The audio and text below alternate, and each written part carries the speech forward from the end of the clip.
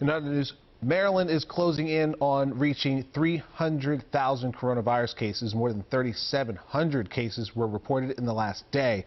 43 more people have died. More than 1,800 Marylanders are in the hospital.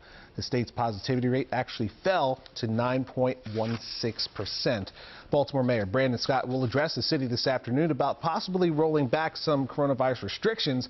In Howard County, people lined up at the health department to get vaccinated. More than 2,500 first responders and healthcare workers have gotten their shots so far in the county. In the state, fewer than 2% of people have gotten the first shot. For the first time since the pandemic began, more than 4,000 Americans died from the coronavirus in a single day. More than 11,700 people have died in just the past 3 days.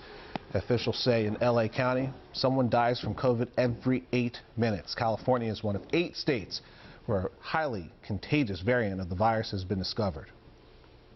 This variant will become dominant, will become the main source of infection within about 6 to 8 weeks. We don't have time to lose. And if we fall behind and this variant really takes off across the country, it's going to be much, much harder to bring this pandemic under control. So far, just under 6 million nationwide have gotten their first vaccination shot. Experts say it will be months before they're widespread enough to make a meaningful impact. A new study suggests the Pfizer vaccine is effective against the 2 new coronavirus strains. Researchers used a mutation found in both strains to create a version of the virus and tested it against blood from people who received the vaccine. While the study didn't test the vaccine against the full array of mutations, researchers say both Pfizer and Moderna use technology allowing them to quickly adapt. The U.S. economy lost 140,000 jobs in December, far worse than economists had predicted.